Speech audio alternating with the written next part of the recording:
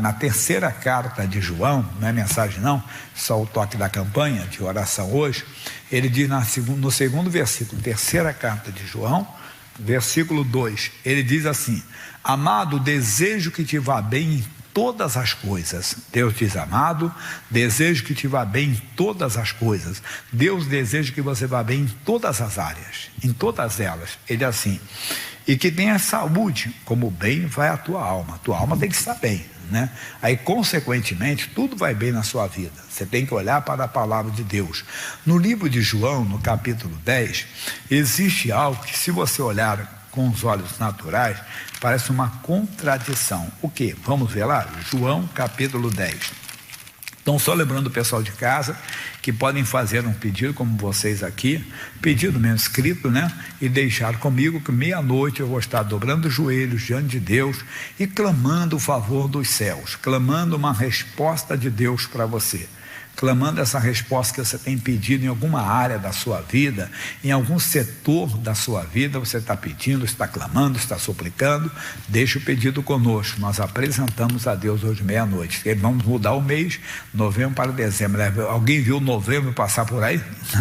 Passou muito rápido, que ninguém notou, foram tantas coisas, né? E passou rápido.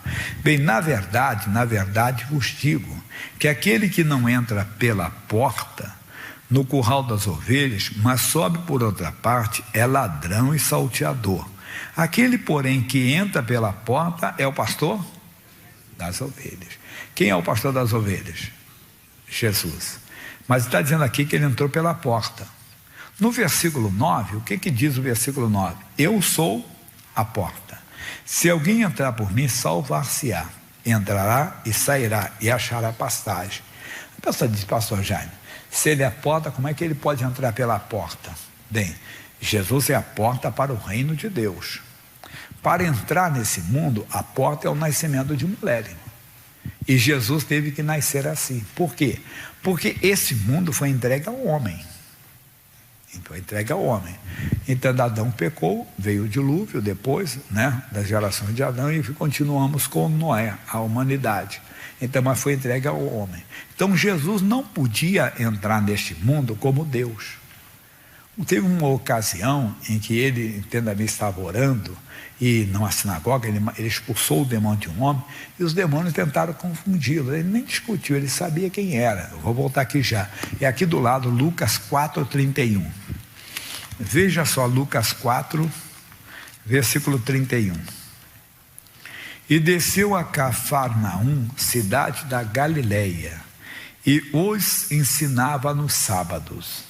O diabo não gosta que alguém aprenda, irmão, porque a Bíblia diz: conhecereis a verdade, e a verdade vos libertará. A verdade é a palavra de Deus. Quando se prega a palavra de Deus, a pessoa é liberta. A verdadeira libertação está com a palavra de Deus. Aí ele diz assim, ainda no versículo agora 32, e admiravam-se da sua doutrina, porque a sua palavra era com autoridade. Ele sabia o que estava falando. A palavra autoridade quer dizer poder delegado. Ele sabia o que estava falando, porque o Pai tinha dado a ele esse poder. Somos nós, quando assumimos a nossa autoridade. Lembra o guarda de trânsito? Aí pode ser um homem franzino, uma mulher franzina, mas com a pita dele, ele para todos os carros. Não é que ele tem força para isso, ele tem autoridade. Foi delegado poder para ele. O pessoal escutou aquele barulhinho do apito dele, o pessoal para. Por quê? Porque ele é autoridade. Ele tem autoridade para parar o trânsito, né? Para vezes para acontecer algum bem. Ele tem que, é claro que ele age dentro da lei. A autoridade é diferente de autoritário. O autoritário não está debaixo da autoridade de ninguém, quer dizer, não está delegado poder nenhum a ele. Ele age fora das suas delegações, né? da sua competência. Permanece para agora. Ele diz, então, era com autoridade. E estava na sinagoga um homem que tinha um espírito de um demônio imundo. Repare que a Bíblia é bem clara. Havia um homem que tinha um espírito de um demônio imundo. E este clamou em alta voz: que temos nós contigo. Quer dizer, era um demônio só, em um homem, mas respondeu no plural: que temos nós contigo. Olha só, hein? Que temos, Jesus, não vieste a destruir, bem sei quem és, o Santo de Deus. Quer dizer, você não tinha que estar aqui. Você não tinha que estar aqui. Jesus não respondeu para ele. Por quê? Porque Jesus sabia quem ele era. Jesus sabia que ele tinha entrado de maneira legal. É quando uma pessoa te xinga de alguma coisa, você não tem que ficar discutindo com essa pessoa. Você sabe que se for, você se humilha, entende? E pede perdão. Mas se não é, você não dá ouvidos ao diabo, né? Então, assim, e Jesus o repreendeu dizendo: cala-te, cala a boca, sai dele. E o demônio, lançando por terra no meio do povo, saiu dele sem lhe fazer mal. Aí houve um espanto, todos aqui. Mas aqui a informação é essa: Jesus não discutiu porque ele sabia que tinha a verdade. Quando nós temos a verdade, não temos que ficar discutindo com o diabo. Cala-te, porque pelas feridas de Jesus eu fui curado. Cala-te, porque meu filho é a herança do Senhor. Da amaldiçoado teu, porque ele pode dizer, né, que o diabo não aparece de chifre com um garfo na mão. Às vezes vem aquela sofisma, aquele raciocínio falso. Mas pode ser que ele seja o filho da perdição, pode ser que para ele não tenha jeito. Não, meu irmão, a vontade de Deus é que todo homem seja salvo.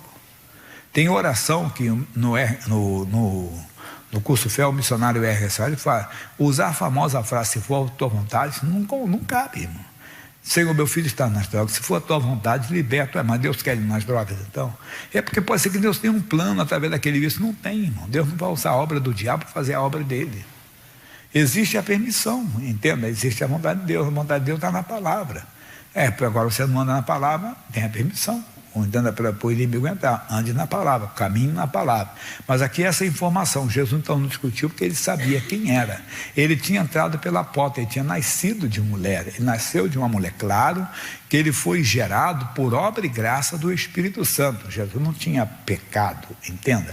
Ele não se fez pecador, ele se fez pecado na cruz, quando ele estava no nosso lugar, que ele tomou sobre si os nossos pecados. E muito importante, ele não se fez pecador. Pecador é quem pratica o pecado. Jesus não se fez pecador, se fez pecado por nós, tomando o nosso lugar. Por isso ele foi à cruz de maneira legal, porque ele morreu como homem. Como homem ele venceu a morte e o inferno, entende? E o Espírito do Pai o ressuscitou. É isso que nós temos que aprender na Bíblia. Então, voltando em João 10, aqui ele sabia o que estava falando. Ele não está entrando em contradição, ele está dizendo: quem não entra pela porta é ladrão, salteador, não tem que entrar pela porta. É como no novo nascimento, tem que entrar pela porta, aceitar Jesus como Senhor e Salvador, tomar uma decisão que você precisa dele. Você reconhece o seu estado de pecador, entenda bem, e reconhece que Jesus morreu na cruz por você, pagando um alto preço, vencendo a morte e o inferno no seu lugar. Enquanto você não entrou pela porta. Às vezes a pessoa fica: não, porque meu pai é da igreja, eu também vou com ele, acabei me batizando. O pastor perguntou um dia quem quer se batizar, e eu fui e me batizei. Você não entrou pela porta. Muitos anos na igreja de Pilares é um bairro lá do Rio de Janeiro, muitos anos isso, e eu estava orando, sempre que eu orava dia de sexta-feira, da libertação, tinha uma senhora que manifestava, em quase todas as reuniões ela manifestava, mas era uma pessoa muito caridosa, muito bondosa, né? E uma pessoa que no dia que estavam louvando a Deus, ela louvava também, e manifestava o demônio, sempre. Um dia eu cheguei e conversei: irmãzinha, vem cá, vamos conversar, o que está havendo com a senhora? Nós expulsamos o demônio, por que manifesta? Só está em pecado? Não. Aí ele disse assim: como é que a senhora entrou na igreja? Como é que a senhora se batizou? Ela veio de outro ministério. Ele disse: não, pastor Jaime, ela passava uma luta com uma filha muito grande, uma filha que viveu uma vida errada. E aí o dia que o pastor disse assim: tem gente que não consegue resolver os seus problemas porque ainda não se batizou. Você tem que se batizar. E ela disse: então eu queria resolver. No dia que eu batizei, pastor Jaime, eu me batizei pensando na minha filha. Eu disse: irmã, você não batizou, só tomou um banho. O batismo não é para pensar em alguém da família, o batismo é por você, que você é um testemunho público. Não, é uma ordenança de Jesus. Tem o testemunho público, publicamente você reconhece uma vez, tem que se batizar, a pessoa até escondida. Nós temos casos no país que nós temos igreja local, é uma região, entenda, chamada Oriente Médio, nós batizamos as pessoas dentro de casa às vezes, porque ela não pode ser exposta, entenda bem, aquele ato não pode ser público, então acontece isso. Então é mais do que isso. Veja que a Bíblia relata o caso quando Filipe batizou o eunuco, mas que Filipe foi registrado, senão ninguém tinha visto a presença ali, foi só dos anjos de Deus. Tem muita coisa que temos que prestar atenção. Então, o batismo é um ato público, é um testemunho público. Pode ser e deve ser, mas nem sempre pode. mas não vai deixar de batizar a pessoa. Mas do batismo o homem é sepultado, o velho homem, é circuncidado na carne, é despojado da carne do pecado, entende? Ele sai para andar em novidade de vida, é uma ordenança de Jesus. Depois, presta atenção que ele disse, ó, ide por todo mundo, pregar o evangelho a toda a criatura. Quem crer e for batizado, quer dizer, a pessoa crê no que Jesus fez por ela no Calvário, ela crê, entenda que ela é uma pecadora e que precisa do Salvador, que morreu na cruz por ela. Aí publicamente ela diz, eu aceito Jesus, mas a vez, como eu falei, não pode ser público, mas a pessoa fala, tem que ser no mundo espiritual, ela declara e o diabo pede o domínio sobre ela. O pastor batiza aquela pessoa que sepultou o velho homem, despojou da carne do pecado e da carne, né, circuncidou ela no coração, foi circuncidado. Isso é Deus quem faz, uma obra feita por Deus, e a pessoa sai dali para andar em novidade de vida, mas esse é o entendimento. Então essa é a porta. Se a pessoa não faz isso, ela está na igreja, não entrou pela porta. Não, eu me batizei para ser curado, eu me batizei para prosperar, me batizei como pela minha filha. Não tem esse negócio. É um ato personalíssimo, quer dizer, representando você mesmo, que aceitou Jesus e está sepultando o velho homem. Tem que fazer. Aqui todos os sábados nós temos aula do batismo, depois do culto das 2 horas, tirando dúvidas sobre o batismo. Todo domingo tem batismo nas águas. Entendi que tem muita gente, entendi que não tem, mas estamos fazendo a ordem, como Jesus mandou. Então tem que entrar pela porta. Você examine se você entrou pela porta, e se não entrou, entre, que não tem. Ele está dizendo para nós aqui no 9, eu sou A não é vogal, A é o artigo definido aqui, eu sou a porta, não tem outra porta. Não tem outro jeito de entrar no céu. Não tem. Você pode frequentar uma igreja, pode ser assíduo numa igreja, mas se não entrar pela porta, não funciona. Tem que entrar pela porta. Volta lá na frente. Então, 2, aquele porém que entra pela porta é o pastor das ovelhas. Jesus é o pastor das ovelhas. A este o porteiro abre, e as ovelhas ouvem a sua voz, e chama pelo nome as suas ovelhas, e atraz para fora. O Pai abre para ele, é o porteiro, é a obra de Deus, a obra bonita. Bonito é aqui quando ele diz que as ovelhas ouvem a sua voz. Nós ouvimos, irmão. Você entende? Se você vê um dia estava na internet, uma pessoa colocou um filmezinho sobre isso, que aí estavam vários visitantes numa fazenda, né? E tinha uma criação de ovelhas, e o criador lá, o pastor, mandava a pessoa, dê uma ordem aí. E as pessoas, e as ovelhas continuavam tudo no mesmo lugar. Não saiu. Quando o pastor deu a ordem, que usou lá o som dele, mas foi engraçado, todas as ovelhas fizeram o que ele mandou. As ovelhas ouvem a voz do seu pastor. Nós temos que aprender. Será que ele é o nosso pastor? Nós ouvimos a voz dele? Quer dizer, pode estar uma pessoa te ofendendo, uma pessoa te afrontando. Não. A voz do pastor é a Bíblia, a palavra de Deus. A minha luta não é contra a carne e o sangue. Você não entra, não é porque você é covarde, entenda bem, não, você segue a voz do pastor, é aquilo. Pode vir na sua mente o desejo, o prazer, mas amarrado, Satanás, você até tem raiva daquilo ali, ou ódio não, de qualquer pessoa, daquele, porque eu sou morto para o pecado. Quer dizer, você ouve a voz do Senhor, mas também assim é com a doença, pessoal. Você não se conforma com ela, eu não aceito, não é porque é porque a Bíblia diz que eu fui curado pelas feridas de Jesus, está amaldiçoado dessa doença. Está me faltando entendimento, o que for, eu vou tomar um remédio, fazer o tratamento médico, tem que fazer. O pessoal sempre cita aquele pastor que diz, Deus cura pela fé, que é a nossa área, mas pela ciência. Deus dá sabedoria aos homens, pode ir, não tem problema. Mas estou falando de você não aceitar, é concordar com a palavra de Deus, é concordar com as escrituras, concordar com aquilo que está escrito na palavra de Deus. A palavra de Deus, entenda bem, é a nossa fonte, nós temos que segui-la, não podemos sair dela. Aqui está claro para nós. Aí ele fala no 4 agora, e quando tira para fora suas ovelhas, vai adiante delas, não tenha medo. Ele não vai ficar atrás das ovelhas, vai adiante, vocês vão me seguir, nós vamos segui-lo. E as ovelhas seguem porque conhecem a sua voz. Nós temos que ver se estamos conhecendo mesmo a voz do Senhor. A voz do Senhor, o salmista diz, ela é poderosa. A voz do Senhor ouve sobre as muitas águas. Tem muita mensagem para nós hoje. Ouve sobre as águas, muitas lutas, muitas adversidades. Na vida não estamos, porque talvez não somos ovelha. A ovelha ouve a voz do Senhor nas muitas águas. Pode estar a tempestade que for, a luta que for, você ouve a voz, você não perde a paz, você não entra em desespero. A voz do Senhor é poderosa, ela quebra os cedros do Líbano, a madeira mais forte, o que for, aquilo é. Seja qual for a obra, ela é quebrada, porque a voz do Senhor é poderosa. Veja, a voz do Senhor tirou o homem da sepultura depois de 4 dias morto. Lázaro, vem para fora. E o Lázaro veio, porque era a voz do Senhor. Se qualquer pessoa tivesse, Lázaro, vem, Lázaro, não funcionava, era a voz dele. Então não é eu chegar no túmulo ali e falar, fulano, vem, em nome de Jesus. Não, tem que seguir a direção dele. A voz é dele, quer dizer, é ele que te dá a voz. Ele coloca, Jeremias se achava uma criança, eu coloco as minhas palavras na sua boca. Então você tem que dizer, Deus, eu quero as tuas palavras na minha boca. A voz do Senhor é poderosa, ela quebra os cedros do Líbano, faz tudo. Mas de modo nenhum segurar, agora que é a interrogação, o alerta, né? Olha, é coisa séria agora. Mas de modo nenhum seguirão o estranho.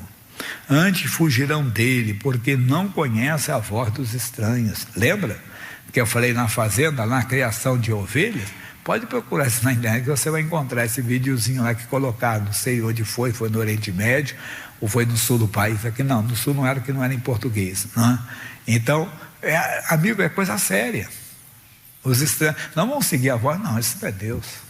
Pode até tentar usar, como o diabo disse, também está escrito, mas totalmente distorcido, quer dizer, uma coisa totalmente fora. Você entende pelo Espírito de Deus que é a voz do estranho, porque alguém pode citar a Bíblia Sagrada, pode citar a palavra de Deus. Quantas vezes a pessoa cai, porque o mensageiro de Deus fala a palavra de Deus, e a pessoa chega com você cheia de versículos, cheia de palavras que vem do Senhor, realmente é de Deus, porque está citando, não, cai em contradição. Por quê? Porque o diabo não se firma na verdade. Quando é o estranho, ele não se firma, daqui a pouco ele está contradizendo o que ele diz. Você tem que, a palavra de Deus é reta, ela não sai para um lado nem para o outro, você fica com ela. Não tem dúvida, não tem certeza. Nós não ouvimos o estranho, porque dele não somos do Senhor. Correndo o pessoal para chegar para a oração já. Antes nós vamos passar testemunho das campanhas lá do Hermelino Matarazzo. É curtinho esse testemunho.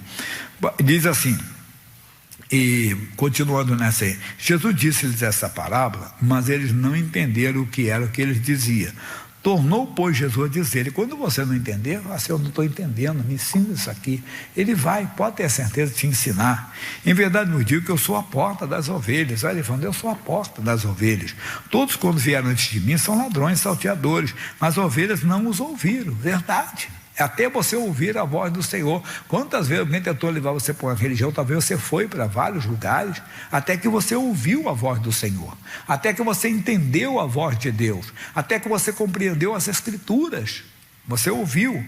E ele disse mais, e eu sou a porta, se alguém entrar por mim, salvar-se, aí entrará e sairá pastagem, e achará pastagem. O ladrão não vem senão a roubar, a matar e a destruir. Eu vim para que tenham vida e vida com abundância. Quando falamos a palavra que é assim, tenham vida e a tenham com abundância, todo mundo pensa em quê? Prosperidade, principalmente, não é verdade? Não, mas é muito mais do que isso. É a própria vida de Deus.